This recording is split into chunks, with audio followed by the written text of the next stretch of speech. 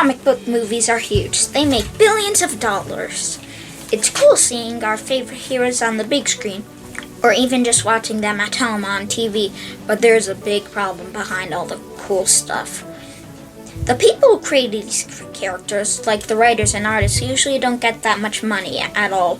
The movie studios make tons of cash, but some of the creators end up broke or even too poor to pay for medicine or doctors. A lot of them have to ask for help online just to survive. Without those creators, we wouldn't even have these movies. They invented stories, the characters, the costumes, everything. One reason they don't get paid much is because most comic book companies like Marvel and DC make them a work-for-hire contract that makes the company own everything the creator makes, like the characters or ideas, and the creator doesn't get money unless if it's in their contract. A work-for-hire, it's just a contract that specifies some special rules about who is going to own the work that is created. So let me give you a little bit of background about copyright law and then what work for hire sort of means in that context, because it all comes together.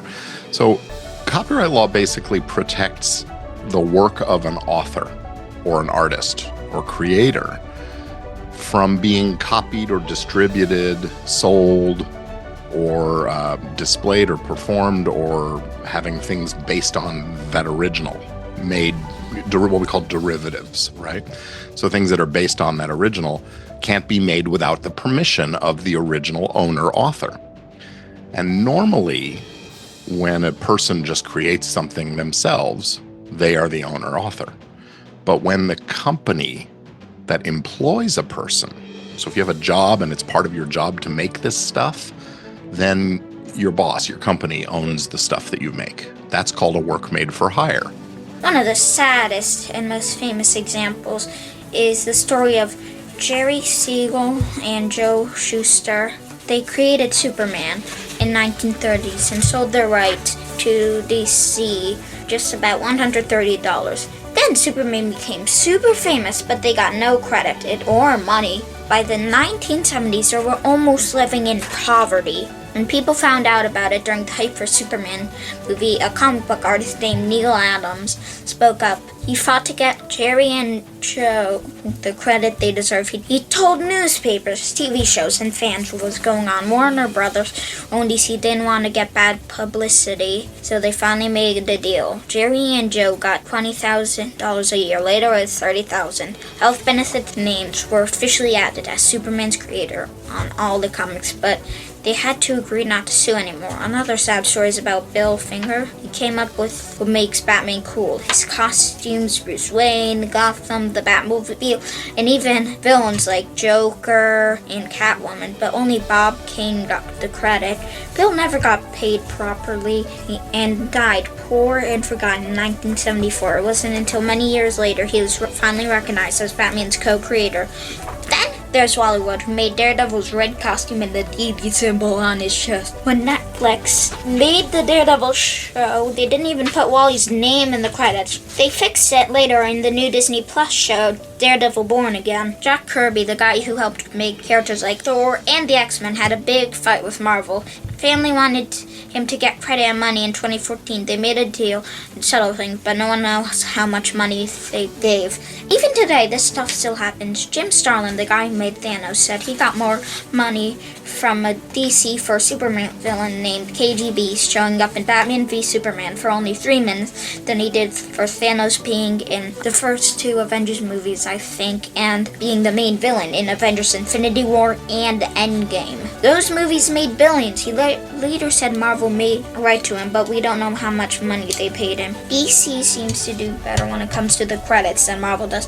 DC will list who created each character. Lots of other creators had gone sick or old and couldn't even afford medical help. People like Peter David, who wrote Hulk and Spider-Man 2099. He had stroke and kidney problems, and his family had to start a GoFundMe to help pay for doctors. Mike W.R., who worked on Batman and The Outsiders and needed help with stuff, and fans had to raise money for him. James D. Hundo, lost a leg to diabetes. He got help from a group called Hero Initiative, not Marvel or from DC. Dave Cockrum, who helped create Nightcrawler and Storm from the X-Men, needed medical help too. Only Marvel fans gave money after fans made it a big deal. Garner Fox, a super important NBC writer, got fired in the 1960s just for asking for health insurance. He ended up poor too. Thomas Tenney, a Marvelite, got sick and was about to lose his house. He had to ask people online for help. Gene Colan, a famous Marvelite artist who had liver disease, and fans had helped raise money for him. Steve Ditko, who created Spider-Man and Doctor Strange, lived quietly and didn't get paid too much either. In 2023, people started sharing their stories with #ComicsBroke, talking about how hard it is to work in the comics, how they get paid badly, and how there's no healthcare or retirement help. Then there's a group called the Hero Initiative that started in the 2000s to help comic creators who are sick, broke, or can't even work anymore. They give money, help with medical stuff, and even try to get creators jobs again. They helped tons of people and raised over $1 million. They also do cool projects like having artists draw Superman covers to raise money. Without the Hero Initiative, a lot of our favorite writers and artists wouldn't have any help. Sad that Marvel and DC don't take care of the people who built things they now make movies and millions off of. Many of today's creators are leaving Marvel and DC to pursue new creator-owned characters, not having to deal with large corporations anymore. So next time you see a superhero movie, remember, it started with the writer and the artist, and a lot of them still need our help. Check out below for a link to the Heroes Initiative website and donate to help all these amazing creators and more.